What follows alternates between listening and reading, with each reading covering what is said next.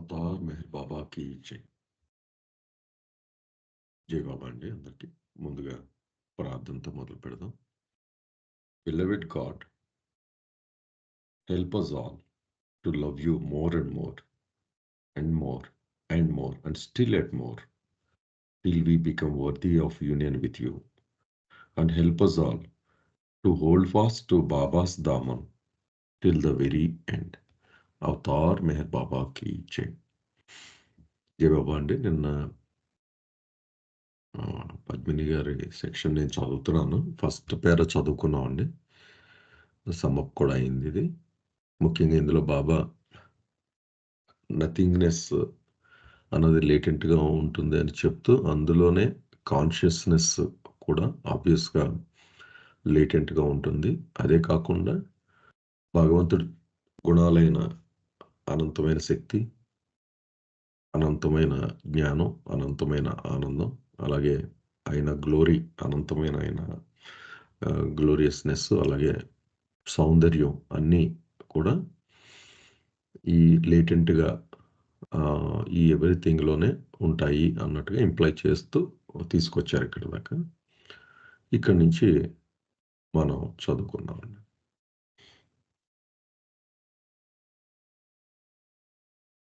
Because God is the everything and the infinite, the opposite of the everything, which is the nothing, must be most finite. ఇక్కడ ఏం చెప్తున్నారంటే బాబా, మనం భగవంతుడు సర్వం, అన్నీ ఆయనే ఉంటాడు, అనంతుడు అనుకున్నాం కదా. దానికి వ్యతిరేకమైన అది ఏమవుతుంది అనుకుంటే, అంటే సర్వానికి వ్యతిరేకం ఏమవుతుంది అంటే నథింగ్ అవుతుంది. ఏమీ లేనిది అన్నట్టుగా. శూన్యం అనండి, లేమి అనండి, ఏదైనా విచ్ ఈస్ ద నథింగ్. కానీ దాని గుణం ఎలా ఉండాలి అప్పుడు? Must be most finite. సర్వం వ్యాపించి ఉన్నదానికి ఆపోజిట్ ఏంటి అంటే చాలా అత్యంత పరిమితమైన బిందువు ఏదైతే ఉందో అదే అయి ఉండాలి. పూర్తిగా వ్యాపించిన దానికి వ్యతిరేకంగా తీసుకుంటే చాలా పరిమితమైన అది అయి ఉండాలి. అది ఒక మ్యాథమెటికల్ ఈక్వేషన్లో బాబా ఇక్కడ చెప్పారు. అది అయితే ఫర్దర్గా ఏమంటున్నారంటే, therefore the nothing is latent in the God is state as the most finite, or in the infinite state of God, which is the everything, there is latent the most finite state of the nothing. కనుక ఆ సూత్రం ప్రకారం మనం తీసుకుని చూస్తే nothing అనేది భగవంతుడు ఉన్నాడు అన్న స్థితిలో లోపల ఒక అత్యంత పరిమితమైన అదిగా లేటెంట్గా ఉంటుంది అన్నది. అలాగే ఇంకొక విధంగా చూస్తే అనంతుడైన భగవంతుడు సర్వంతర్యామి, సర్వము అయి ఉన్నాడు కదా. దాంట్లో అంతర్లీనంగా లేటెంట్గా అత్యంత పరిమితమైన స్థితిలో ఈ నథింగ్ అనేది ఉంటుంది అన్నది చెప్పారు. ఒకటే అర్థం, దాన్ని తిప్పి మళ్ళీ చెప్పారనమాట. అంటే భగవంతుడు ఎవ్రీథింగ్ అన్న పాయింట్ నుంచి నథింగ్ ఎలా ఉంటుంది, నథింగ్ పాయింట్ ఆఫ్ వ్యూలో నథింగ్ అనేది భగవంతుడు ఎలా ఉంటుంది అన్నది ఫస్ట్ స్టేట్మెంట్. రెండు ఒకటే. ఏదైనా కానీ సర్వంతర్యామి అయిన భగవంతుడు, సర్వం అయిన భగవంతుడు లోపల అంతర్లీనంగా నథింగ్ అన్నది చాలా పరిమితమైన బిందువుగా ఉంటుంది అన్నది ఇక్కడ చెప్పారండి. ఫర్దర్గా దీన్ని ఎక్స్ప్లెయిన్ చేస్తూ, it is only natural that when this latent and most finite nothing manifests, it ought to manifest as most finite. కనుక ఇది అత్యంత పరిమితమైన అది కనుక ఏది నథింగ్ అనేది సహజంగా ఈ అంతర్లీనంగా లేటెంట్గా ఉన్న అత్యంత పరిమితమైన నథింగ్నెస్ అన్నది మేనిఫెస్ట్ అయితే అది ఎలా అవ్వాలి? అత్యంత పరిమితమైన పాయింట్ నుంచే మొదలెట్టాలి అది మేనిఫెస్ట్ అవడం అన్నది. ఎందుకంటే అది ఆ స్థితిలోనే ఉంది అని అనుకున్నాం కనుక మొదటి పాయింట్‌లో. అక్కడి నుంచే అది మొదలెట్టాలి. అత్యంత పరిమితమైన స్థాయి నుంచే మొదలుపెట్టాలి. అయితే మనం ఇది చదువుకున్నప్పుడు మనకి ప్రీవియస్ చాప్టర్‌లో గుర్తుండుంటుంది. ఆ ఓమ్ పాయింటు, ఆ లహరు అన్నీ చెప్పేటప్పుడు అత్యంత పరిమితమైన పాయింట్ నుంచి ఉబికి అది బయటకొస్తుంది ఈ క్రియేషన్ అంతా అన్నది. దానికి మళ్ళీ వెనక్కి తీసుకెళ్ళి బాబా ఆ పాయింట్ ఆహ్, చెప్తున్నారనమాట. అత్యంత పరిమితమైనది ఎందుకు అన్నది ఈ లాజిక్ ప్రకారం చెప్తున్నారు. నెక్స్ట్ దాంట్లో ఏం చెప్పారంటే, but it is a most paradoxical fact that when this most finite nothing manifests, its manifestation gradually expands ad infinitum. అయితే చాలా ఆహ్, ఆసక్తికరమైన విషయం ఏంటంటే ఇందులో మనం గుర్తించాల్సింది అత్యంత పరిమితమైన ఈ నథింగ్ అన్నది మేనిఫెస్ట్ అయినప్పుడు అత్యంత పరిమితంగా ఉండిపోదది. జరిగే విచిత్రం ఏంటంటే అది మేనిఫెస్ట్ అయ్యి క్రమక్రమంగా వృద్ధి చెందుతూ అనంతంగా కన కనబడుతుందనండి మారిపోతుంది. రావడం అత్యంత పరిమితమైన స్థితి నుంచి వచ్చినప్పటికి కూడా అది క్రమక్రమంగా వృద్ధి చెందుతూ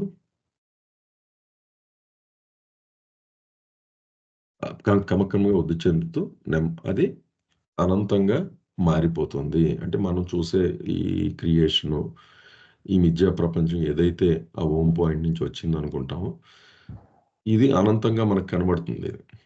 దానికి లాజిక్ బాబా ఇక్కడ చెప్తున్నారు. రావడం అది అత్యంత పరిమితమైన పాయింట్ నుంచి వచ్చినప్పటికీ కూడా, ఇదే పారాడాక్స్ అంటున్నారు. అదే కొంచెం అబ్బురమైన విషయం ఇది. అంటే లాజిక్‌కి అందనిదనమాట. కనుక ఆహ్, ఇప్పటిదాకా ఎక్స్‌ప్లెయిన్ చేశారండి. అంటే దీన్ని ఎలా బిల్డ్ చేసుకొస్తున్నారంటే, మన ముందు చాప్టర్‌లో అంతా కూడా మొత్తం ఎవల్యూషను ఇదంతా చదువుకొని వచ్చేసాం మనం. 7 వేల్స్ మళ్ళీ భగవంతుడు కలవడం అన్నది. సడెన్‌గా బాబా మళ్ళీ ఈ చాప్టర్ దగ్గరికి వచ్చేటప్పటికి బియాండ్ గాడ్ స్టేట్ అంటే ఒరిజినల్ స్టేట్ అదే ట్రూత్ కదా! మనం మధ్యలో ఉన్నాం. కానీ అక్కడ తీసుకెళ్ళి దీన్నేదో అంటే ఇప్పటిదాకా మనం చదువుకున్నదంతా మళ్ళీ కుచించి ఆ పాయింట్ దగ్గరికి తీసుకెళ్ళి ఆ పాయింట్ స్టేట్ ఏంటి బియాండ్ గాడ్ స్టేట్‌లో విచ్ ఈస్ ఇర్రెలెవెంట్ యాక్చువల్లీ ఆయన పాయింట్ ఆఫ్ వ్యూలో అది పెద్దగా. కానీ మనకిది most relevant. We are in this creation or imagination. అక్కడికి కనెక్ట్ చేస్తున్నట్టుగా నాకు అనిపించిందండి. ఏమన్నా ప్రశ్నలుంటే డిస్కస్ చేద్దామండి ఇక్కడ. జై బాబా అండి.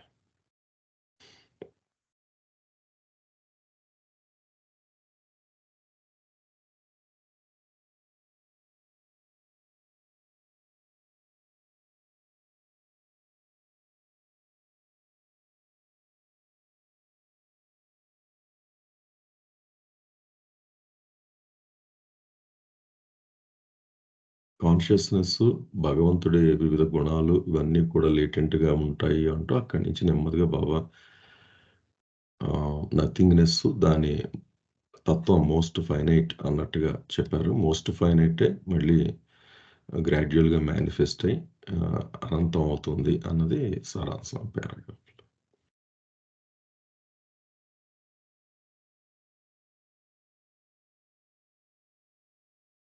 జై బాబా అండి. జై హో సార్ నెక్స్ట్. జై బాబా అండి. ఇదంతా మనం ఫస్ట్ చాప్టర్‌లో, సెకండ్ చాప్టర్‌లో కొంచెం చదువుకున్నామండి దీన్ని. అదే కొంచెం లోతు పెంచారు ఇక్కడ బాబా ఈ చాప్టర్‌లో. ఎందుకంటే ఇది మొట్టమొదటి నుంచి మనం అనుకుంటున్నాం గుండెకాయ ఇది. క్లుప్తంగా ఒక్కసారి ఈ చాప్టర్‌లో మనం చెప్పుకుంటే, మనకు కనపడేటువంటి ఈ సృష్టి, అలాగే భగవంతుడి యొక్క అనంత లక్షణాలు, ఒక పక్క భగవంతుడు, ఒక పక్క జీవాత్మ, ఈ సృష్టి ఇవన్నీ మనకు కనపడుతున్నాయి కదా! దీనికి మూలంలోకి తీసుకెళ్తున్నారు బాబా ఈ చాప్టర్‌లో. అసలు ఇవన్నీ ఏర్పడక ముందు ఎలా ఉండేది అని అక్కడికి తీసుకెళ్లారు. అక్కడికి తీసుకెళ్ళి ఏమన్నారు? అది భగవంతుడు గాఢ నిద్రావస్థలో ఉన్నటువంటి స్థితి నుంచి ఇదంతా మొదలైంది. ఆ స్థితిని ఒక్క మాటలో వర్ణించాలంటే ఆయన ఏమీ ఎరుక లేదు. ఆయన ఉన్నాడు అంతే. ఇంకేమి తెలియదు మనకి. ఓకే. అక్కడి నుంచి ఇక్కడికి మొదలైంది కదా! అది చెప్తున్నారు బాబా. ఆ స్థితి నుంచి నెమ్మదిగా అది ఎలాగో ఒక్కొక్క దశ దాటుకుంటూ వచ్చింది అనేది చెప్తున్నారు బాబా. ఆ స్థితిలో భగవంతుడైన గాఢ నిద్రలో ఉన్నాడు. భగవంతుడి లక్షణాలేంటి? అనంతుడు కదా! ఇన్ఫినిట్యూడ్ అది చెప్పుకున్నాం మనం అది. అలాగే ఆయన ఎవ్రీథింగ్ సర్వము అయి ఉన్నాడాయన. అది. అది భగవంతుడి లక్షణాలు. కానీ అలా నిద్రపోతున్నటువంటి భగవంతునిలో అంతర్లీనముగా, అవ్యక్తముగా నథింగ్ కూడా ఉన్నది అని చెప్తున్నారు. సో, ఎవ్రీథింగ్ అయినటువంటి భగవంతుడిలో నథింగ్ అంతర్లీనముగా దాగి ఉంది. అది మనం గుర్తుపెట్టుకోవాలి ఎప్పుడు కూడా. సో, అంతర్లీనముగా దాగి ఉన్నదంతా కూడా నథింగ్‌నెస్సే అన్నారు. అది. అయితే నెక్స్ట్ ఇప్పుడేం చెప్తున్నారు? ఈ నథింగ్ అనేటువంటిది ఇది అపరిమితమా? పరిమితమా? అదే చెప్తున్నారు లాజిక్ ఇక్కడ. అపరిమితమైనటువంటి భగవంతుడిలో ఇన్ఫినిట్ అయినటువంటి ఎవ్రీథింగ్‌లో దానికి విరుద్ధమైనటువంటి అపోజిట్ అయినటువంటిది నథింగ్ సహజంగానే అతి పరిమితంగా, అత్యంత అంతము గలదిగా అది ఉండి తీరాలి అది. అది. దాని పుట్టుక ఎప్పుడు కూడా పరిమితంగానే మొదలవుతుంది. అది. మనం గుర్తుందో లేదో మీకు సెకండ్ చాప్టర్‌లో చెప్పుకున్నాం. ఇప్పుడు చైనా నుంచి ఒక వ్యక్తి ఫ్లైట్‌లో ఢిల్లీలో దిగాడు. వాడికి కరోనా డయాగ్నైజ్ అయింది. ఒక వ్యక్తే. కానీ వాడి భారతదేశం లాంటి జనబాహుల్యం ఉన్నటువంటి ఒక దేశంలో అడుగుపెట్టిన కారణంగా మొత్తం దేశానికి అంటించాడు వాడు. కదా! సేమ్ అదే లాజిక్ అనమాట. ఇక్కడ బాబా బెల్డ్ చేసుకుంటూ వస్తున్నారు. అనంతమైనటువంటి భగవంతుడిలో ఈ నథింగ్ అనేటువంటిది వ్యక్తమైంది కాబట్టి దాని లక్షణమైనటువంటి నథింగ్‌నెస్ శూన్యత్వము అది ఈ అనంతమైన భగవంతుడు అంతటా కూడా విస్తరించింది. అది వెండి చేసుకుంటూ వస్తున్నారు బాబా ఇక్కడ. అలాగే ఒక పెద్ద సముద్రం ఉంది. ఆ సముద్రంలో ఒక నల్లటి ఇంకు చుక్క వేశారు. ఒక చుక్కే. అది ఎలా పుట్టింది? అతి పరిమితమైన బిందువు దగ్గరే పుట్టింది. కానీ అది అనంతమైన సముద్రం అంతటా వ్యాపించుకుంటూ పోద్ది. ఉండిపోదు కదా! అక్కడ పడిన ఇంకు చుక్క. అది అలా విస్తరించుకుంటూ పోయింది. ఆ పాయింటే ఇక్కడ చెప్తున్నారు బాబా. అది. జై బాబా సార్. అంటే ఇది చాలా వింతగా, విరుద్ధంగా అనిపిస్తది. ఇప్పుడు బాయిలింగ్ ఐస్ క్రీమ్ అంటే చూడండి. ఐస్ క్రీమ్ అంటే చల్లగుండాలి. కానీ బాయిలింగ్ ఐస్ క్రీమ్. అది ఒక ఆ స్టేట్మెంటే సగం ఒక దానికి మిగిలిన సగం విరుద్ధంగా ఉంది. అది చెప్తున్నారు. ఇది పరిమితంగా పుట్టి అపరిమితంగా విస్తరించింది అని చెప్తున్నారు. జై బాబా సార్. జై బాబా సార్. ఏమన్నా ప్రశ్నలు ఉన్నాయండి? Including yesterday's paragraph. ఈ 5 పారాగ్రాఫ్స్ మీద.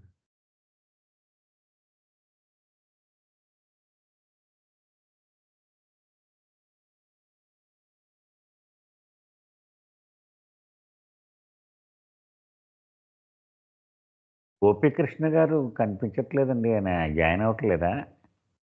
ఓకే. జాయిన్ అయ్యారండి. ఉన్నారు అనుకుంటా. అదే? ఓకే. ఉన్నారా? గోపీకృష్ణ గారు లేరనుకుంటా. ఓకే. జై బాబా.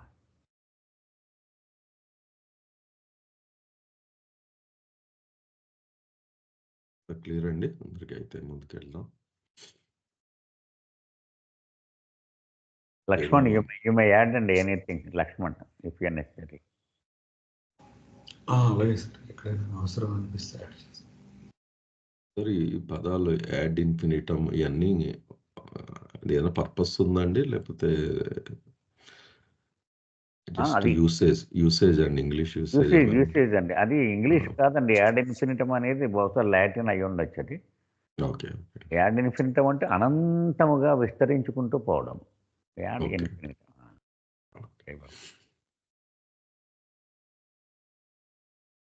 జై బాబా అండి. శ్రీలక్ష్మి గారు ఉన్నారమ్మా? జై బాబా అండి. జై బాబా. చదవండి. జై బాబా.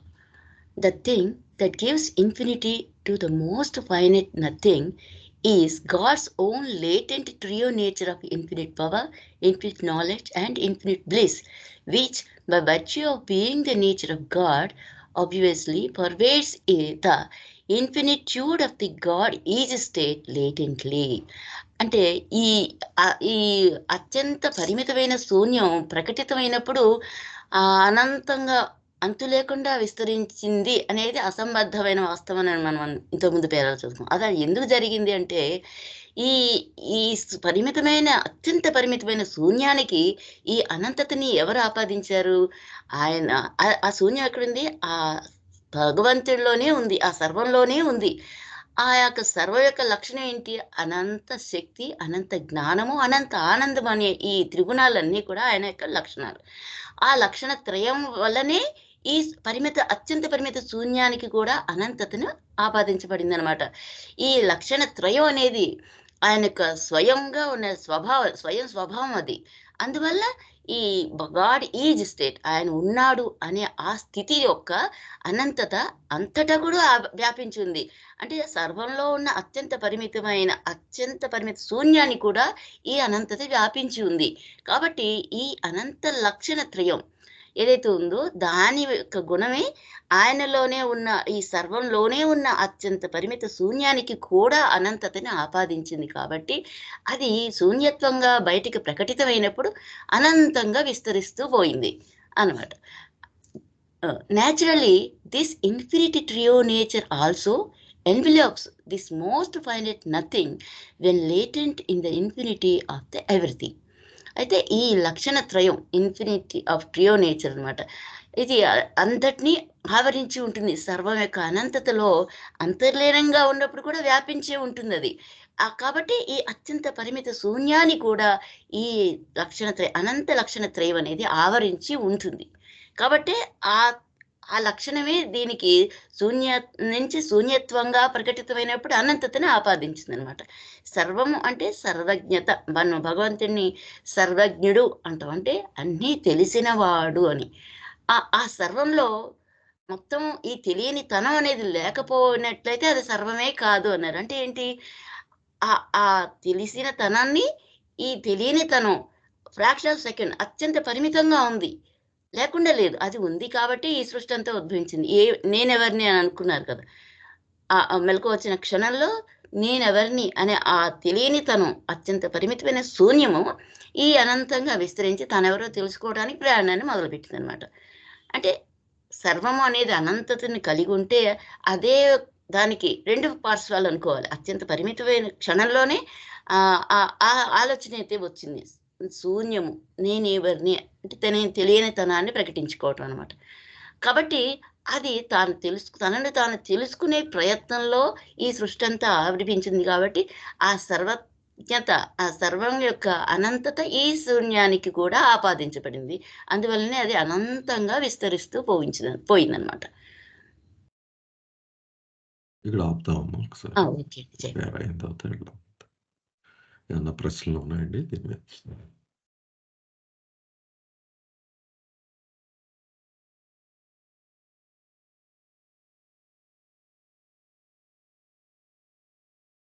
ఓకే సార్, మీరు సమ్అప్ చేయండి. ఇక్కడ ఒక బాబాయే ఒక ప్రశ్నను సంధిస్తున్నారండి. అతి పరిమితమైనటువంటి ఈ నథింగ్, అలాగే దాని లక్షణమైన నథింగ్నెస్, అది ఎంత విస్తారంగా ఎలా వ్యాపించింది, ఎంత అనంతంగా ఎలాగా అది ఆ లక్షణాన్ని పొందింది అని ప్రశ్న వేసి బాబాయే దానికి సమాధానం చెప్తున్నారు. ఇప్పుడు ఒక వ్యక్తి చైనా నుంచి వచ్చాడు, వాడు కరోనా వచ్చింది వాడికి. వాడు కనుక ఎక్కడో ఒక ద్వీపంలో ఉండిపోయాడు అనుకోండి, వాడు ఒక్కడే మానవుడిగా ఉండి వాడితోటి చచ్చిపోద్దా కరోనా. కానీ వాడు విపరీతమైనటువంటి జనబాహుల్యం మధ్యకు వచ్చాడు అనుకోండి, ఒకరి నుంచి ఒకటికి అందరికీ అందించేస్తాడు వాడు. అదే కదా జరిగింది మన కరోనా, మనకందరికీ తెలుసు కదా. అలాగే ఆ నథింగ్ అనేటువంటిది ఎవరికి సంక్రమించింది? అనంతమైన జ్ఞానము, అనంతమైన శక్తి, అనంతమైన ఆనందము, ఈ మూడు లక్షణాలు కలిగిన భగవంతుడికి సంక్రమించింది. ఆయన లక్షణాలు అన్నీ అనంతమే. కాబట్టి ఈ ఈ నథింగ్ అనేటువంటి ఈ ఒక రకమైనటువంటి రోగం అనుకున్నా, ఇది మొత్తం అంతా అది సంక్రమించేసింది. అది అంచేత ఇది అతి పరిమితంగా పుట్టినప్పటికీ అనంతముగా విస్తరించుకుంటూ పోయింది. అది భగవంతుని లక్షణమే కారణం, కానీ నథింగ్ యొక్క గొప్పతనం కాదు అని చెప్పుకుంటూ వస్తున్నారండి. జై బాబా సార్. జై సార్.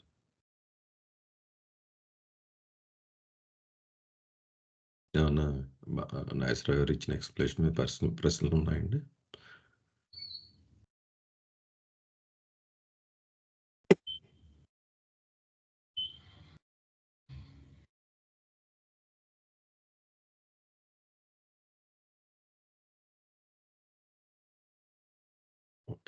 నెక్స్ట్ చదువు. జై బాబా. జై బాబా అండి. ఓం point. Therefore, when this most finite nothing becomes manifested as nothingness, the manifestation of the most finite nothing closely linked with and stretched forth by the simultaneous projection of the latent all-pervading infinite trio nature of God gradually expands ad infinitum and gets apparently manifested as infinite nothingness or the creation. అంటే ఇప్పుడు ఈ ఓం బిందువు గురించి చెప్తున్నారు.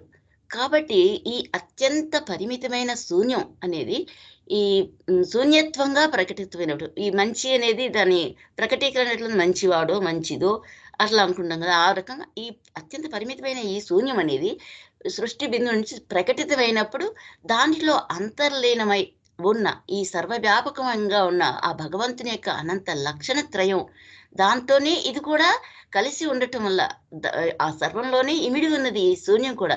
కాబట్టి ఆ అనంత లక్షణ త్రయం యొక్క సన్నిహిత సంబంధం ఉన్న కారణంగా పైపెచ్చు దానితోనే ముందుకు ప్రొజెక్ట్ చేయబడుతుంది. స్ట్రెచ్డ్ ఫోర్త్ బై అన్నారు. ఆ సర్వంతోనే ఆ అనంత లక్షణాలతోనే ఈ పరిమితమైన శూన్యం కూడా ముందుకు తోయబడుతూ ఈ అత్యంత శూన్యం యొక్క ప్రకటీకరణ అనేది అంతు లేకుండా వ్యాపించేటట్టుగా చేస్తుంది అనమాట. ఎందుకని ఇది ఈ అత్యంత పరిమితమైన శూన్యం అంతా కూడా ఈ సర్వం లోపలే ఇమిడి ఉంది.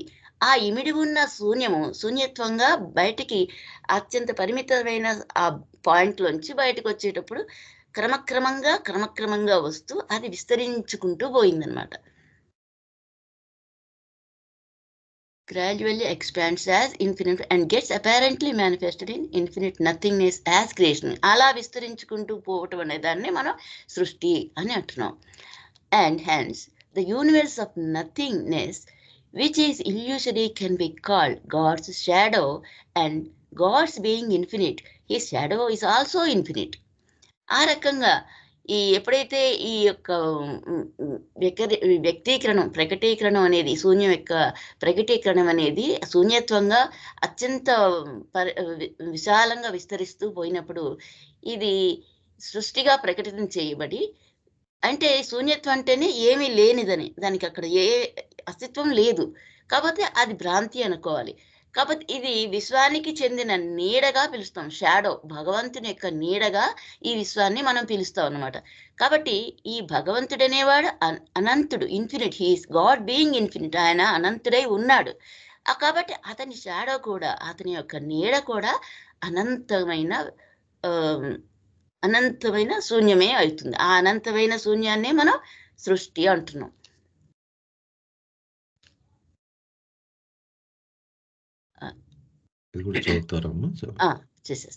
The whole creation has come out of the nothing. ఈ సృష్టి యావత్తు మొత్తం కూడా సర్వం నుండే బయటకు వచ్చింది. అంటే ఆ శూన్యం నుండే శూన్యత్వంగా బయటకు వచ్చింది అనమాట. శూన్యం నుండే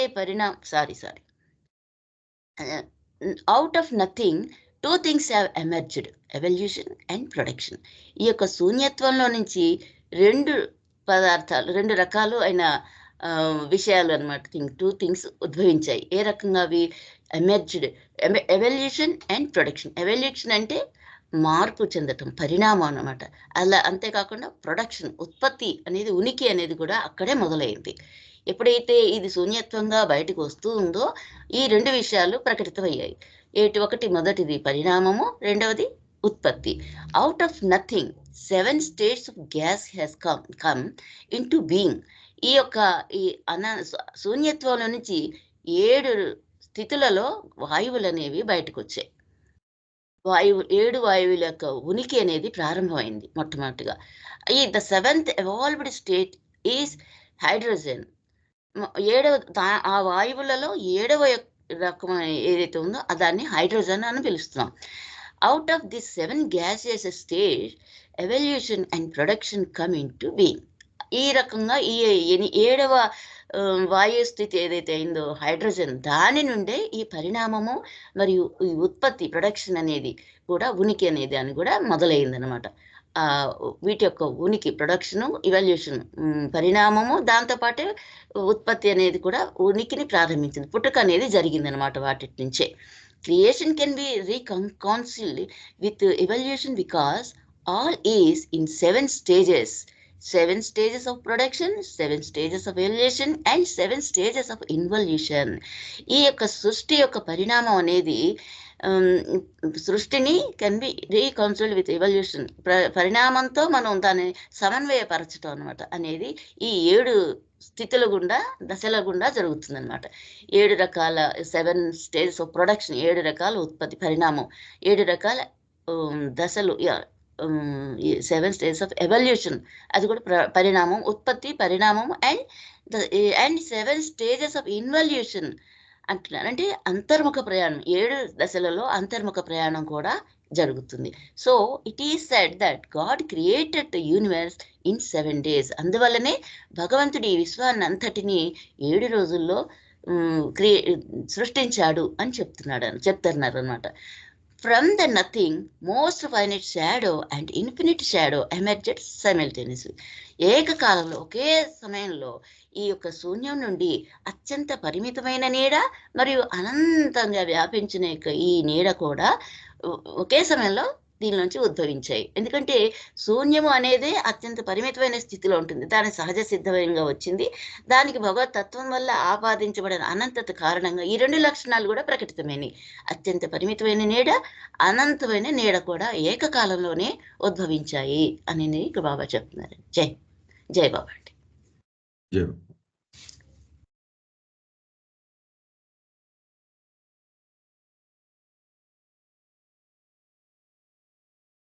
ఏమన్నా ప్రశ్నలు ఉన్నాయండి ఇక్కడ?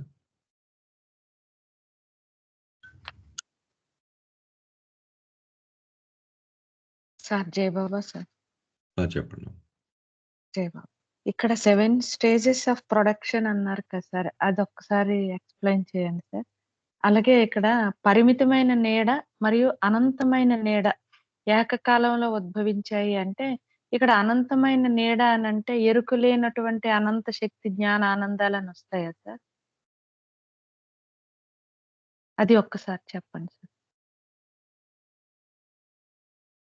శ్రీలక్ష్మి మీరు చెప్తారా? జై బాబా అంటే నేను అనుకోవటం ఈ 7 దశల్లో జరిగిందంటే, మనం పరిణామ ప్రక్రియ అంతా 7 దశల్లో జరుగుతుంది కదండి. అందులోనే రకరకాల ఉత్పత్తులు మనం చూస్తున్నాం 7 కింగ్డమ్స్లో. ఈ ఉత్పత్తి యొక్క 7 దశలు అవి క్రమక్రమంగా పరిణామం చెందుతూ వచ్చాయి. పరిణామ ప్రక్రియ అంతా కూడా జరుగుతుంది 7 దశల్లోనే కదా.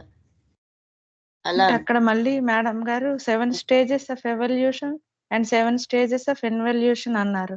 అక్కడ పరిణామ ప్రక్రియను, అంతర్ముఖ ప్రయాణం ఇచ్చారు. మరి అక్కడ 7 స్టేజెస్ ఆఫ్ ప్రొడక్షన్ ఎందుకు ఇచ్చారు? ప్రొడక్షన్ కూడా ఉన్నాయి కదండి. మరి ఒకదాని నుంచి ఒకటి రకరకాల కింగ్డమ్స్ మనం చూస్తున్నాం కదా. అదే ప్రొడక్షన్ అంటే, అదే దశ మారుతుంది, ఒక దశలోంచి ఇంకో దశలోకి వస్తుంది.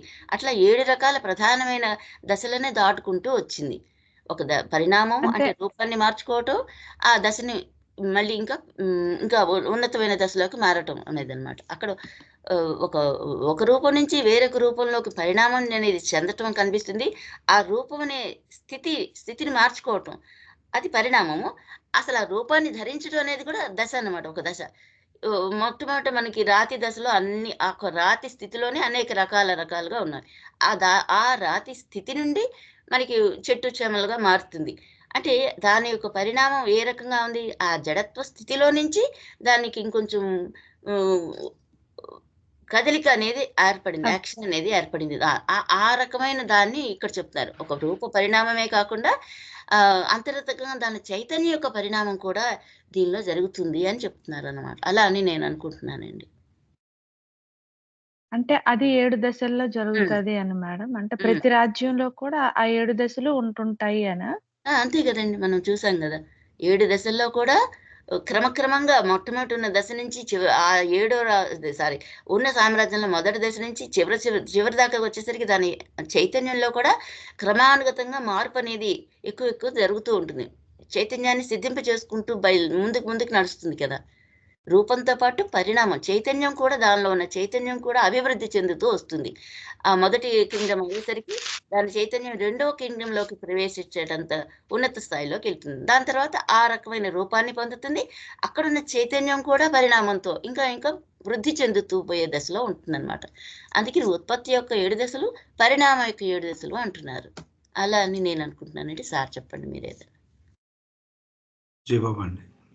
సో ఈ ఎవల్యూషన్కి ప్రొడక్షన్కి డిఫరెన్స్ గురించి మెహర్ బాబా జర్నల్లో 1939లో పబ్లిష్ అయింది. ఆ డీటెయిల్స్ తర్వాత పోస్ట్ చేస్తాను, మీరు చూసుకోండి. అయితే అందులో ఏం చెప్పారంటే, evolution connotes spiritual progress and production signifies material growth and change, organic or inorganic అని చెప్పారు. సో అదే శ్రీలక్ష్మి గారు ఇచ్చిన ఎక్స్ప్లెనేషన్. ఎవల్యూషన్ అనేది ఎవల్యూషన్ ఆఫ్ కాన్షియస్నెస్కి సంబంధించింది. ఈ కాన్షియస్నెస్తో పాటుగా మనకి ఎవల్యూషన్ ప్రాసెస్లో మనం 2 చెప్పుకుంటున్నాం. ఒకటి కాన్షియస్నెస్ యొక్క డెవలప్మెంట్, 2 రూపం కూడా, ఫామ్ కూడా డెవలప్ అవుతూ ఉంది. సో ఈ ఫామ్ డెవలప్మెంట్ని ఇక్కడ ప్రొడక్షన్ అని చెప్పారు. ఆ కాన్షియస్నెస్ యొక్క డెవలప్మెంట్ని ఇక్కడ ఎవల్యూషన్ అని అన్నారు. అట్లీస్ట్ ఈ పారాగ్రాఫ్ ఈ రకంగా అండర్స్టాండ్ చేసుకోవాలి. ఫామ్ కూడా మనకు 7 స్టేజెస్లోనే జరిగింది. అలాగే ఈ కాన్షియస్నెస్ డెవలప్మెంట్ కూడా మనకి 7 స్టేజెస్గానే చెప్పారు. అందుకు మనకి ఇలాగ 7 స్టేజెస్ అని రాయడం జరిగింది. తర్వాత ఇక్కడ లాస్ట్లో nothing, finite shadow, infinite shadow అంటే మనకి క్రియేషన్ స్టార్ట్ అయ్యేటప్పుడు ఈ మనకి షాడోస్ గురించి చెప్తే ఒక డయాగ్రామ్ కూడా ఉంది గాడ్ స్పీక్స్లో.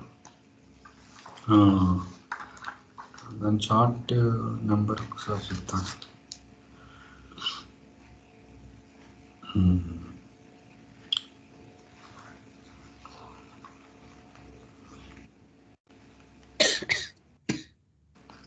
ఒక చార్ట్ ఇవ్వడం జరిగింది. 154లో ఉంటుందండి. Microcosm macrocosm అనుకోవచ్చండి. అదేనండి, అదే అంటే డైరెక్ట్ ఈ పదాల వాడితో డయాగ్రామ్ కూడా చెప్పడానికి ఓకే. ఒక సర్కిల్ లాగా బొమ్మ వేసి దొరికిందండి. చెప్తా 155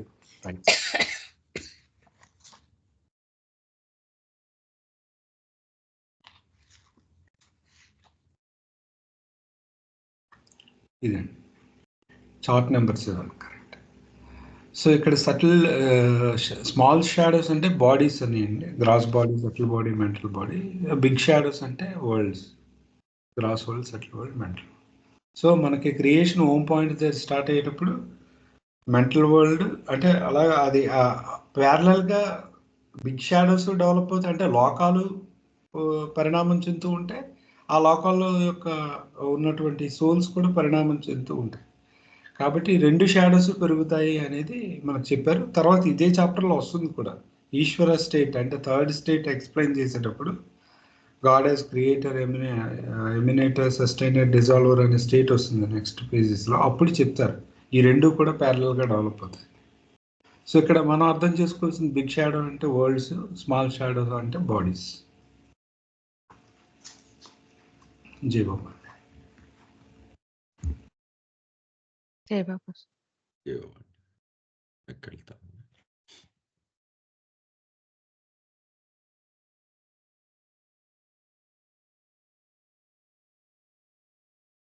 రాజు గారు ఒరిజినల్ తీసుకొచ్చారా?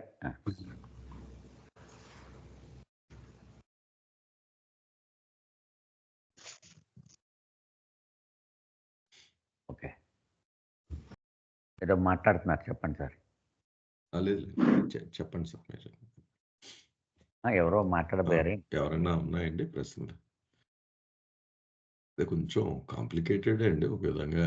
ఈ షాడోస్ మళ్ళీ అంటే ఒక పెద్ద షాడోలో ఇవన్నీ ఉంటాయా డిఫరెంట్ లోకాలు, స్మాల్ షాడోస్. మరి లాజిక్ బాగుంది అసలు చెప్పింది కూడా. అంటే వరల్డ్స్ని బిగ్ షాడోస్ కింద ఈ ఫార్మ్స్ అన్ని కూడా స్మాల్ షాడోస్ కింద తీసుకోవాలండి. అక్కడ అలా పెట్టుకుంటే సరిపోతుందేమో ఎక్కువ డీప్గా ఆలోచించుకుంటే. కానీ చిత్రంగా ప్రొడక్షన్ అన్న మాట ఇప్పటిదాకా వాడలేదు, ఫుట్ నోట్లో వాడారండి అది. లక్ష్మణ్ మనకి డివైన్ థీమ్ చార్ట్స్ ఉన్నాయి కదండి లక్ష్మణ్ దాస్. అవును సార్, అవును. అందులో కూడా ఒక్కొక్క కింగ్డమ్లో 7 గీతలు చూపెడతారు. అది చూశారు కదా, ఆ 7 స్టేజెస్ అనమాట ఇది ప్రొడక్షన్. అది ఒక్కొక్క కింగ్డమ్లో 7 స్టేజెస్ చూపెడతారు. అలా 7 చూపించారు ప్రతి దానికి కూడా. ఒక కింగ్డమ్ లో 7 స్టేజెస్ లేకపోతే మొత్తం ఆల్ 7 కింగ్డమ్స్ ని ఇక్కడ ప్రొడక్షన్ గా చెప్పారు. ఆ క్లారిటీ కానీ ప్రొడక్షన్ అనే వర్డ్ అనేది మెటీరియల్ అంటే 7 గ్యాసెస్, 7th హైడ్రోజన్ అన్నారు కదా, అది ఒక ఉదాహరణగా తీసుకోవాలన్నమాట అనుకుంటున్నాను నేను. అంటే ఓవరాల్ గా ప్రొడక్షన్ అనే వర్డ్ అయితే ఫామ్ కు వాడింది, ఫామ్ సంబంధించి వాడింది. అంతవరకు క్లియర్ గా చెప్పారు బాబా. ఓకే, అవును, టాలీ అవుతుంది కదా, టాలీ అవుతుంది. అవునండి. అలాగే ఈ షాడోస్ గురించి మనకు సెకండ్ చాప్టర్ లో కూడా వచ్చింది, పార్ట్ 2లో వచ్చింది. ప్రొడక్షన్ అనేది ఓన్లీ ఎవల్యూషన్ కి రిలేటెడ్ అయి ఉంటుంది అంటారా? ఇంకా కాదండి. ఆయన లక్ష్మణ్ చెప్పేది ఏంటంటే ప్రొడక్షన్ అనేటువంటిది బాహ్య రూపానికి సంబంధించిన వ్యవహారం, ఎవల్యూషన్ అనేది ఆంతరిక చైతన్య స్థాయికి సంబంధించిన వ్యవహారం. అంటే ఇన్వల్యూషన్లో అది ప్రొడక్షన్ అన్నది అంటే ఒక విధంగా అస్తిత్వం అనేది పదం వాడారు శ్రీలక్ష్మి గారు. ఇన్వల్యూషన్ అనేది ఇంకా ఈ ప్రొడక్షన్తో సంబంధం లేదండి, చైతన్య స్థాయితోటే సంబంధం ఉంటుంది ఈ ఎక్స్ప్లెనేషన్ ప్రకారం కదా. ఎందుకంటే ప్రొడక్షన్ కంప్లీట్ అయిపోయింది కదా, ఇంకా ఇన్వల్యూషన్ మొదలయ్యేటప్పటికి బాహ్య పరిణామం పూర్తి అయిపోయింది కదా. మెషిన్ మోడల్ లాగా అనుకోవచ్చు, ఇంకా మోడల్ మారదు, అదే ఇంకా అంతకన్నా మార్పులు చేయాల్సిన ఫిజికల్ ఫామ్ కి. ఓకే, అంతే కదండి లక్ష్మణ్? అంతే సార్, ఇన్వల్యూషన్ రెగ్యులర్ మనం అనుకున్నది. ఒక్కసారి సమాప్తి చేసేసుకుందామండి రాజు గారు. చెప్పండి. ఇది మళ్ళీ మనం చెప్పుకున్నది బాబా విడివిడిగా హెడ్డింగ్ పెట్టి చెప్తున్నారు అనమాట. అంటే ఓం పాయింట్ అంటే ఏంటో ఆయన పరిచయం చేస్తూ చెప్తున్నారు బాబా. అది ఇప్పుడు ఏమనుకున్నాము, భగవంతుడు గాఢ నిద్రలో పడుకొని ఉన్నాడు, అతను అనంతుడు, అతను ఎవ్రీథింగ్ కూడా కదా. అతనిలో నిద్రాణమయ అంతర్లీనంగా నథింగ్ అనేటువంటిది దాగి ఉంది. ఇది బయటికి ఎలా వచ్చి ఎలాగ భగవంతుడు అంతటా కూడా విస్తరించింది, అది విషయం చెప్తున్నారు ఇక్కడ. అది ఒక చిన్న బీజంగా ఉండి ఆ బీజము మొలకెత్తి ఇంత విస్తృతంగా శాఖోపశాఖలై మొత్తం ఈ అనంతుడైన భగవంతుడి యొక్క ఆ ఏరియా అంతా కూడా విస్తరించేసింది. ఇది దీనికి ఎవరు కారణము అది చెప్తున్నారు. దీనికి భగవంతుని యొక్క అనంత లక్షణత్రయమే కారణము. అదే ఇది ఇంత మొలకెత్తి విస్తరించేలాగా పురుకొల్పింది అని ఇక్కడ బాబా చెప్తున్నారు. అయితే ఒక రకంగా ఏంటంటే ఈ ఎవ్రీథింగ్ని నథింగ్ని సులభంగా అర్థం చేసుకోవడానికి ఒక ఉదాహరణ బాబా చెప్తున్నారు. ఒక వస్తువు యొక్క నీడ 2 ఉంటాయి కదండి. ఒక మనిషి ఉన్నాడు, ఆ మనిషి కూడా అతని నీడ కూడా ఉంటుంది.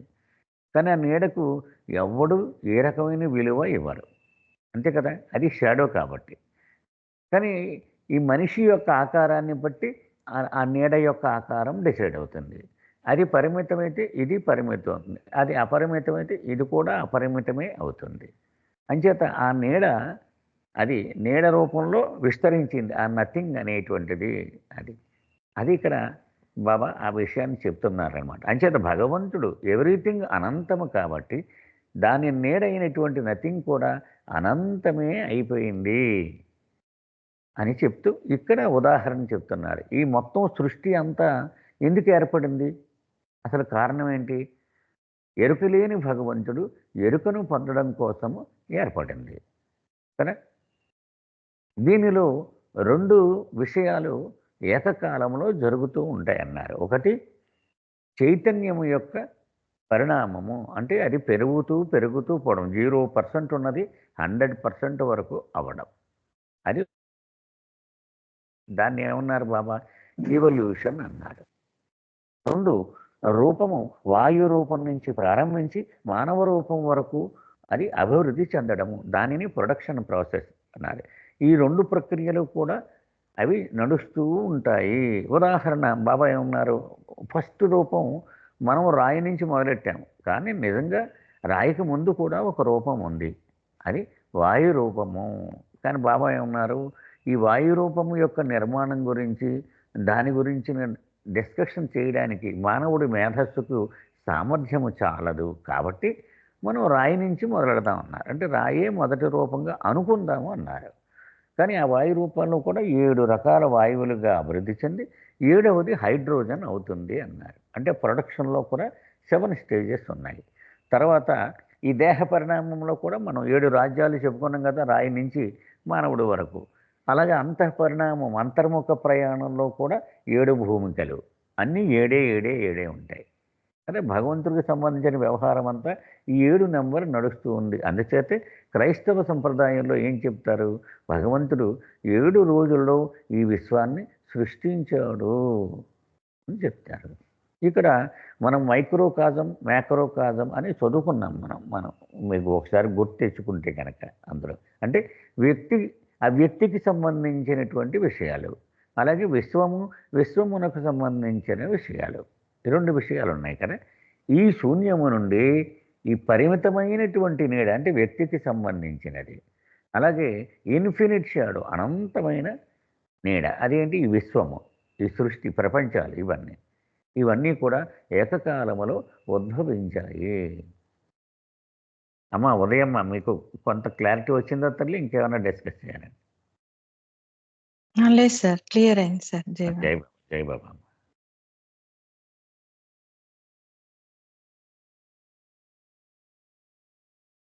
ఇంకో పాయింట్ ఆఫ్ వ్యూలో ఇమాజినేషన్ నా కళే కనుక, నా కళ చిన్న నీడ, భగవంతుడు ఓవరాల్గా కంటున్న కళ పెద్ద షాడో నీడ అలా అనిపించిందండి అది. అంతే సార్, అంతే. లక్ష్మణ్ సరిపోయింది కదండి. If you want add you can add anything Lakshman. అదే రాజు గారు ఇందులో అడ్ ఇన్ఫినిటంకి ఇన్ఫినిట్కి తేడా అడిగారు కదా, అది ఒకసారి. ఇన్ఫినిట్ అంటే ఇన్హెరెంట్గా బై నేచర్ అన్బౌండెడ్గా ఎండ్లెస్గా ఉంటే దాన్ని మనం ఇన్ఫినిట్ అంటాం. అంటే ఈ కాంటెక్స్ట్లో వాడారు ఇక్కడ. ఇన్ఫినిట్ అంటే అది సహజంగా అది అనంతంగానే ఉంది, అంతు లేకుండా అది ఓవరాల్గా ఉంది. అడ్ ఇన్ఫినిటం అంటే అదొక ప్రాసెస్, అంటే అది గోన్, అంటే అది అలా వెళ్తూ అంతు లేకుండా ఉంది. క్రియేషన్ అంటే కంటిన్యూ అయిపోవడం అండి, కంటిన్యూ అయిపోవడం, విస్తరించుకుంటూ పోవడం వల్ల యాడ్ ఇన్ఫినిటం. ఓకే, ఇన్ఫినిట్ అంటే ఇట్ ఈస్ దేర్, కానీ యాడ్ ఇన్ఫినిటం అంటే ఒక ఎక్స్పాండ్ అవుతా వెళ్ళిపోవడం, కంటిన్యూ ఇన్ఫినైట్ తత్వంతో. ఇప్పటికీ క్రియేషన్ పాయింట్ నుండి వస్తూ ఉంది, అలా ఎక్స్పాండ్ అవుతూనే ఉంది. బట్ గాడ్ అనేది ఎక్స్పాండ్ అయ్యే ప్రాసెస్ కాదు, ఇట్స్ ఆల్వేస్ దేర్, అనంతంగా ఉంది అది. దట్స్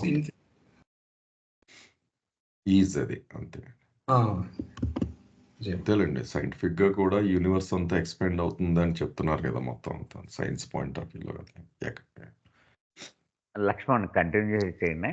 లక్ష్మణ్ జయబాబు అండి, ఇంకో చిన్న విషయం అండి. ఇప్పుడు ఇక్కడ గ్యాసెస్ లో హైడ్రోజన్ అన్నది 7th స్టేజ్ అని చెప్పారు గ్యాస్ పరంగా. అంటే ఇంతకు ముందర చెప్పినట్టుగా ప్రతి కింగ్డమ్ లో కూడా అలా 7 స్టేజెస్ ఉన్నాయని చెప్పారు అన్నారు కదా. అంటే ఇప్పుడు హైడ్రోజన్ కాకుండా మిగతా గ్యాసులు కూడా చాలా ఉన్నాయి కదా, మరి వాటిని ఏ విధంగా అర్థం చేసుకోవాలి? ఏంటంటే అంటే నాకు అర్థం అవ్వలేదు మీరు. అంటే ఇప్పుడు ఒకసారి కిందకి వెళ్ళండి. హైడ్రోజన్ చెప్పారు కదండి, హైడ్రోజన్ అన్నటువంటిది గ్యాస్, దీంట్లో 7th అన్నట్టు చెప్పారు కదా. అవును, 7 stages of gas came into being. అంటూ the 7th evolved state is hydrogen అన్నారు. అవును అన్నారు. ఇప్పుడు ప్రతి స్టేజ్లో కూడా అదే ఐ మీన్ ప్రతి ఫామ్లో కూడా ఇలా 7 స్టేజెస్ ఉన్నాయి అని చెప్తున్నారు కదా. ఆ ప్రతి ఫామ్ లో ఉన్నాయనేది అలాగే చెప్పారని ఎక్కడ లేదే. ప్రతి స్టేజ్ లో ఉంది. కింగ్డమ్ 7 కింగ్డమ్స్ ఉన్నాయి కదండి. 7 కింగ్డమ్స్ నే ఇక్కడ ప్రొడక్షన్ గా చెప్పారని నా అండర్స్టాండింగ్. ప్రతి స్టేజ్ లో కూడా 7 ఉన్నాయా అనేది సార్ డివైన్ థీమ్ చార్ట్ లోనే ఆ రౌండ్స్ బట్టి అతను చెప్తున్నారు. ప్రధానంగా బహుశా 7 స్టేజెస్ ఉన్నాయేమో ప్రతి కింగ్డమ్ లో, అలా కూడా అర్థం చేసుకోవచ్చేమో అని. అంతే సార్, అంతే. అది సార్ అంటే చెప్పింది. అంటే గోపాలకృష్ణ గారు అడిగేది ఏంటి అనుకుంటున్నానంటే లక్ష్మణ్, ఆ, అంటే మోస్ట్ ఇవాల్వ్డ్ గ్యాస్ హైడ్రోజన్ అని అనుకోవచ్చా? అంతేనండి గోపాలకృష్ణ గారు? మోస్ట్ ఇవాల్వ్డ్ హైడ్రోజన్ అండి. ఇది అర్థమైంది. అంటే ఇప్పుడు నెక్స్ట్ గ్యాసెస్ కూడా ఉన్నాయి కదా. నెక్స్ట్ మిగతా చాలా గ్యాసెస్ ఉన్నాయి. ఆయన అడిగేది చాలా గ్యాసెస్ రకాలు ఉన్నాయి కదా, 7 అని చెప్పారు కదా, ఎలా ఫిట్ ఈ అవుతుంది కాంటెక్స్ట్ వేరండి గోపాలకృష్ణ. యాక్చువల్గా మీరు అంటే ఉంది మనకు త్వరలో వస్తుంది. గ్యాసెస్ గురించి చెప్పినప్పుడు ఏం చెప్పారంటే క్రియేషన్ స్టార్ట్ అయింది గ్యాసెస్ తో స్టార్ట్ అయింది. గ్రాసే మళ్ళీ గ్రాస్ వరల్డ్ లోనే మళ్ళీ సటిల్ గ్యాసెస్ గురించి ఇక్కడ మాట్లాడలేదు. గ్రాస్ లోనే స్టార్ట్ అవడమే గ్యాసెస్ తో స్టార్ట్ అయింది. ఆ 7th గ్యాస్ హైడ్రోజన్. హైడ్రోజన్ నుండే కౌంట్ అనేది మొదలు పెడుతున్నారట. ఈవెన్ హైడ్రోజన్ కు ముందు ఉండేటువంటి 6 గ్యాసెస్ కూడా అవి అసలు వాటిని మనం డెన్సిటీలోనే చెప్పగలం తప్పిస్తే అది గుర్తించలేని విధంగా కూడా ఉండదు అది అన్నట్టుగా చెప్పారు. కానీ అది గ్రాస్ బట్ స్టిల్ అది ఐడెంటిఫై చేయలేని స్టేట్స్ లో ఉంటుంది.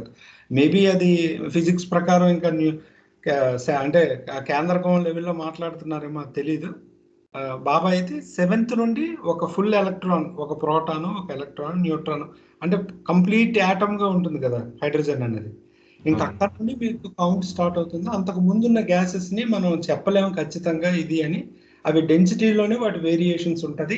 ఎవల్యూషన్ కూడా బిగిన్ అయింది అని చెప్పడం ఈ హైడ్రోజన్ గ్యాస్ నుండే చెప్తామని కూడా ఈ 8th చాప్టర్ లోనే వస్తుంది. అదే ఐడెంటిఫైబుల్ ఎంటిటీ, అది హైడ్రోజన్ నుంచి స్టార్ట్ అవుతుంది అనమాట. అది అంతే కదండి. సో మీరంటే nitrogen, oxygen, other molecule combinations అవన్నీ రావచ్చు తర్వాత. ఇక్కడ ఆ సెన్స్ లో మాట్లాడలేదు, ఈ సెన్స్ లో. సరే సరే. జై బాబా లక్ష్మణ్, జై బాబా. జై బాబా. ఏమన్నా ప్రశ్నలు ఉన్నాయండి? ఈ టాపిక్ మనం ఇంతవరకు డిస్కస్ చేస్తాం.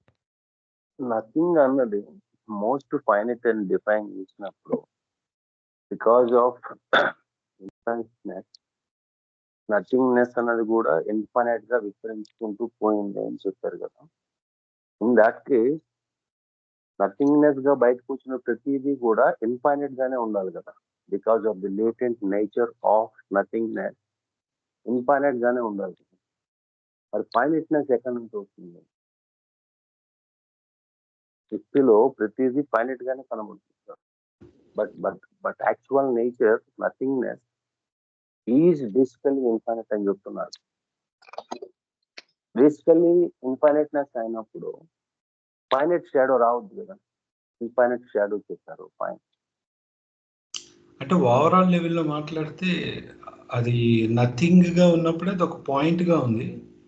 బట్ అది స్ప్రెడ్ అయ్యేటప్పుడు ఇన్ఫినిట్ గా స్ప్రెడ్ అవుతుంది అని. ఆ స్ప్రెడ్ మీరు మాట్లాడుతుంది ఏంటంటే ఆ స్ప్రెడ్ అవడంలో మళ్ళీ ఏవైతే స్మాలర్ షాడోస్ ఉన్నాయో వాటిని మీరు పరిమితం అని పిలుస్తున్నారు. ఆ స్మాలర్ షాడోస్ తో కలుపుకొని అది ఇన్ఫినిట్ గా స్ప్రెడ్ అవుతుంది. సో ఇక్కడ ఇన్ఫినిట్ నథింగ్నెస్ అని వాడేటప్పుడు చూడాల్సింది ఓవరాల్.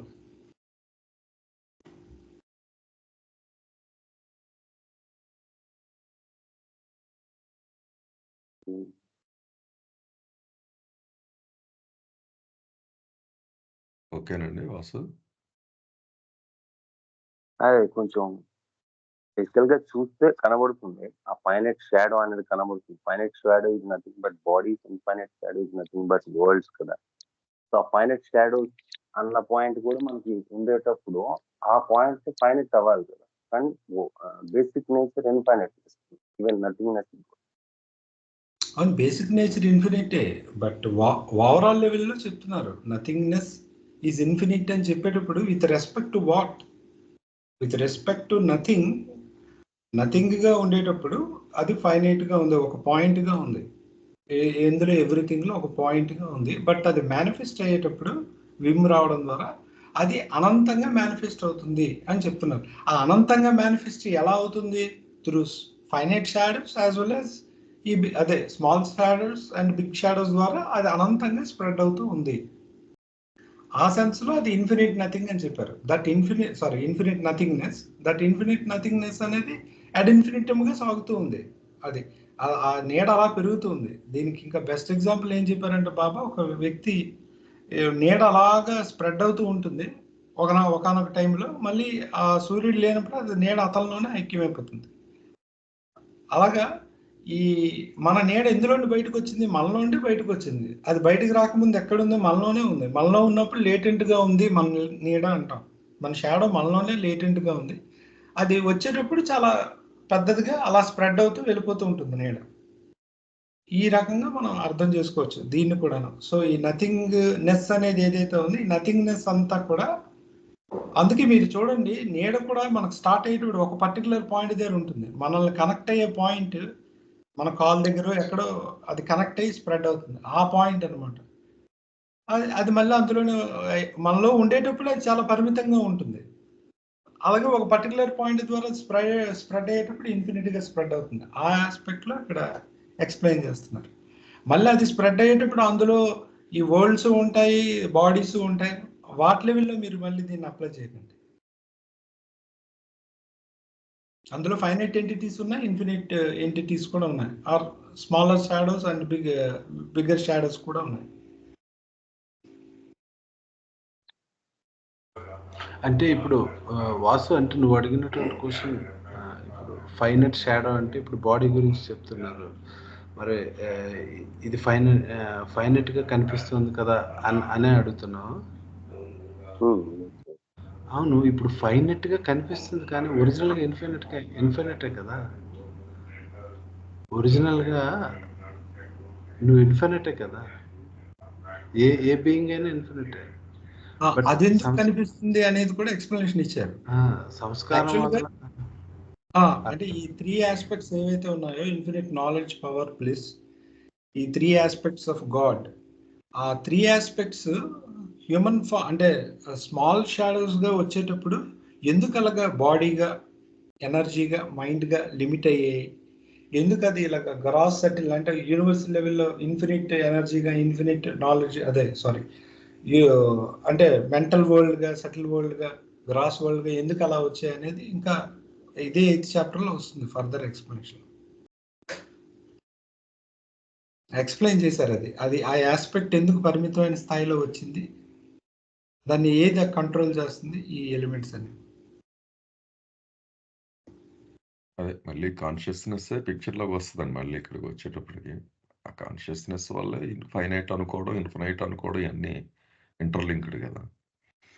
కాన్షియస్నెస్ కాకుండా సంస్కారం, అదే అన్నారు కదా గొప్ప, ఆ ఇంప్రెషన్ అనేది మనకు క్రియేట్ చేస్తుంది. మనం పరిమితమా, అపరిమితమా, అంటే మనం దేంతో ఐడెంటిఫై అవుతున్నాం అనేది ఇంప్రెషన్ వల్ల కలుగుతుంది. కాన్షియస్నెస్ మనకి ఎలాగా అది ప్యారలల్గా డెవలప్ అవుతూనే ఉంది. ఎవల్యూషన్లో మనం హ్యూమన్ ఫామ్ వచ్చినంత వరకు. ఒకసారి హ్యూమన్ ఫామ్ వచ్చాక మనకి ఇన్ఫినిట్ కాన్షియస్నెస్ ఉంటుంది, ఇంకా ఫర్దర్ డెవలప్మెంట్ ఏమి ఉండదు. But because of according to the Sanskar, nature of సంస్కార, మన ఐడెంటిఫికేషన్ కూడా ఉంటుంది ఆ particular form.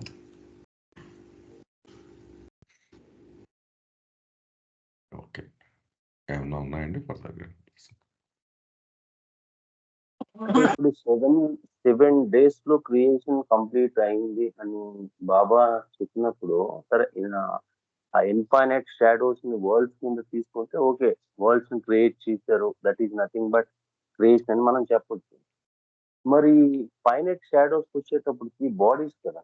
At that stage ఆ 7 days లో ఈ టోటల్ ప్రాసెస్ లో సంస్కారాస్ మొత్తం అన్ని ఏమి ఎమర్జ్ అయిపోలేదు కదా. ఫైనైట్ గ్రాస్ సంస్కారం వచ్చినప్పుడు ఆ ఫైనైట్ షాడోస్ మన బాడీస్ కింద తీసుకుంటే అన్ని బాడీస్ క్రియేట్ అయ్యాయి అనేది కొంచెం కాంట్రడిక్ట్ స్టేట్మెంట్ లాగా కనబడట్లే. ఇంకా అక్కడ ఇంకా సంస్కార ప్రొడక్షన్ ఇంకా స్టార్ట్ కాలేదు కదా. అన్నిటికీ ఫైనైట్ గ్రాస్ సంస్కారం ఉండేటప్పుడు అన్ని బాడీస్ ని ఎలా క్రియేట్ అయ్యి ఉంటాయి? అన్ని సేమ్ గానే ఉండాలి కాబట్టి ఆ టైం సంస్కారాస్ లో డిఫరెన్స్ లేదు కదా at the time of production of these 7 days.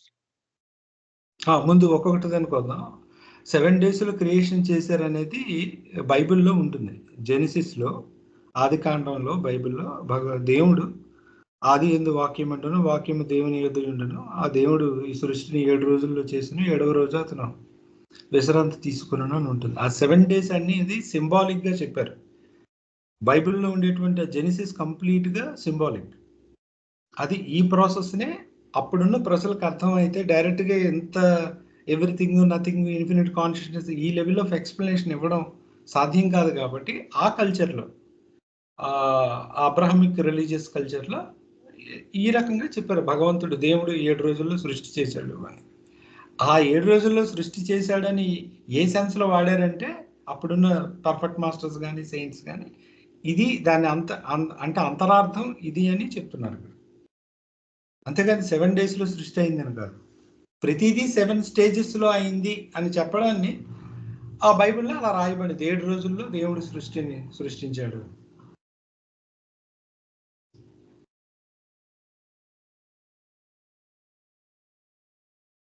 కింద కూడా రాసింది సింబాలిక్ గానే ఇక్కడ యాక్చువల్.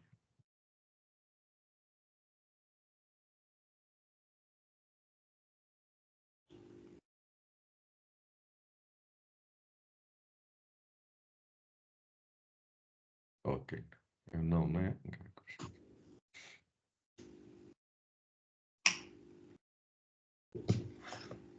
ఓకే, 4 minutes ఉంది ఇంకా. మరి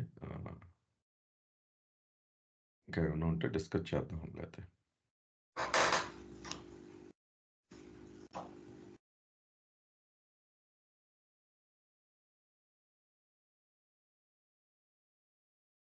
అంటే దాసు నాకు ఎప్పుడు కాంప్లికేషన్ ఎక్కడ వస్తుందంటే ఒక పిక్టోరియల్గా ఊహించడం, ఒక బబుల్ మిథ్య అనేది వచ్చింది, షాడో ఏదైనా కానివ్వండి అది వస్తుందండి. మళ్ళీ ఇదంతా డ్రీమ్ స్టేటే అన్నది ఒరిజినల్గా నథింగ్ అన్నస్ అన్నది డ్రీమ్ స్టేటే అన్నది. ఇప్పుడు నేను నా డ్రీమే ఈ సృష్టి అన్న ఆ పాయింట్ ఆఫ్ వ్యూలో చూస్తే నాకులాగా మీరు కలగంటున్నారు, ఇంకొకళ్ళు కలగంటున్నారు, ఇదంతా డ్రీమ్ స్టేటే, అదే షాడో అనుకుంటే యాక్చువల్లీ ఈ పిక్టోరియల్గా చూడటం, అందులో సిస్టమేటిక్గా ఈ బాడీస్ అని, ఈ వరల్డ్స్ అని, ఇది ఎక్కడ కనెక్ట్ అవుతాయి రెండు అన్నది ఎప్పుడు కొంచెం కన్ఫ్యూజన్ నాకు. లేదు సార్, క్లియర్గానే అవుతుంది. ఇప్పుడు మీకు కళ వచ్చింది అనుకోండి, చాలా కనిపిస్తాయి కదా మీకు, కానీ ఆ కళనంతటినీ కంటుంది మీరే కదా. అవును. ఇప్పుడు మీరు ఓవరాల్ డ్రీమ్ ఏదైతే మీకు పడుకున్నప్పుడు ఒక పర్టికులర్ పాయింట్ లో స్టార్ట్ అయ్యి ఆ ఇమాజినేషన్ మీలో ఉందో, మీ కళ నాలో లేదు, మీలోనే ఉంది. అవును. కాబట్టి ఈ సృష్టి అంతా భగవంతుల్లో ఉంది అని చెప్తుంటారు కదా మన శాస్త్రాలు అన్నిటిలో. సో క్రియేషన్, అందుకే గాడ్కి బియాండ్గా ఏదీ లేదు. ఎందుకంటే ఎంత ఊహించుకుంటున్న క్రియేషన్ కూడా మీలోనే ఉంది, మీరు గాడ్ అనుకుంటే. నేనే భగవంతుని కదా ఆ స్థితిలో నేను కంటు.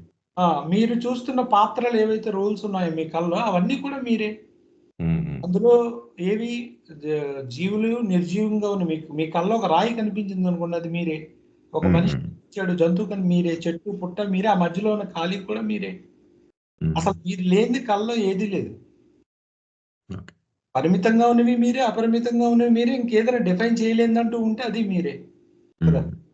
ఈ హోల్ డ్రీమ్ ని మీరు హోల్డ్ చేసేటప్పుడు మిమ్మల్ని ఈశ్వర అంటారు. ఎందుకంటే అలా లేని స్థితి కూడా మీలో ఉంటుంది కదా. ఒరిజినల్ నేను ఏదైతే ఉందో ఓన్లీ గాడ్ ఈ స్టేట్ లో ఉన్నారు. ఆ డ్రీమ్ స్టార్ట్ అయ్యేటప్పుడు మీరు ఈ థర్డ్ స్టేట్ కి వెళ్ళారు, ఈశ్వర స్టేట్ కి వెళ్ళారు, ఎమినేటర్ సస్టైనర్ డిజాల్వ్ స్టేట్ కి వెళ్ళారు. వెళ్ళి డ్రీమ్ అంతటిని హోల్డ్ చేస్తున్నారు మీరు. మళ్ళీ అందులో పాత్రలు కూడా మీరే. మళ్ళీ మీరు వాటి ద్వారా ఆడుతూ ఉన్నారు, ఈ డ్రామా నడిపిస్తూ ఉన్నారు.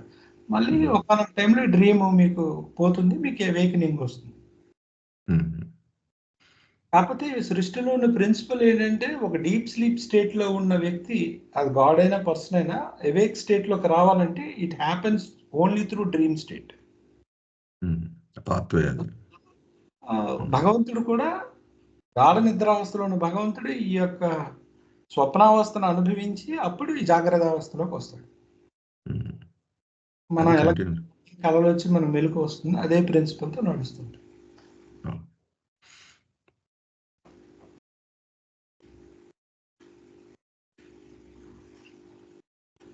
ఓకేలేండి. అంటే ఈ చాలా అన్‌బిలీవబుల్ ఇది అసల ఈ ఎక్స్‌ప్లనేషన్స్ కానీ అవిని. అలాగే ఇప్పుడు మీరు ఒక థియేటర్‌లో మూవీ చూస్తున్నారనుకోండి. హ్మ్. తెర మీద బొమ్మ కనిపిస్తుంది కదా! తెర మీద హ్మ్. బొమ్మ కనిపిస్తుందంటే యాక్చువల్‌గా మనం దేన్ని చూస్తున్నాం? ఆ పాయింట్ ఉంటుంది కదా! ప్రొజెక్టర్. ప్రొజెక్టర్ రూమ్ ఉంటుంది కదా! ప్రొజెక్టర్ రూమ్ నుండి ఒక చిన్న హోల్ ఉంటుంది. హోల్ నుంచి బయటకొచ్చేది లైటింగే వస్తది.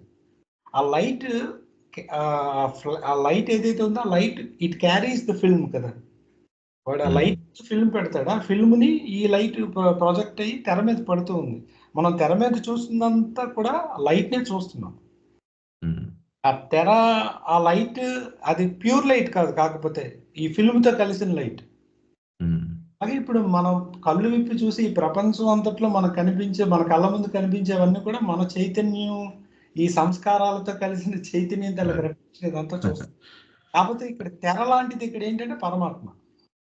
ఇక్కడ హ్మ్. సినిమా థియేటర్‌లో తెర ఏదైతే ఉందో అది ఇన్ఫినిట్ పరమాత్మ అన్నమాట. మన చుట్టూ ఉంది కాబట్టి దీని మీద ప్రొజెక్ట్ అవుతుంది. మనలో ఉన్న సంస్కారాలు చైతన్యం రూపంలో వచ్చి ప్రొజెక్ట్ అయిపోతుంది. ఏ హ్మ్. క్షణంలో అయితే మన సంస్కారాలు అన్నీ పోతాయో మరి మనకేం బొమ్మలు కనిపించవు. ఈ క్రియేషన్ స్క్రీన్ కనబడుతుంది అప్పుడు. అందుకే మస్జూబ్‌కి మరేం కనిపించదు. హ్మ్. అదనమాట. సో, ఈ 2 ఎగ్జాంపుల్స్‌తో మన డ్రీమ్ స్టేట్‌ని, ఈ థియేటర్‌లో ఉండే రెండిటిని పెట్టుకుంటే చాలా వరకు కాన్సెప్ట్స్ అర్థమైపోతాయి ఈ బుక్‌లో.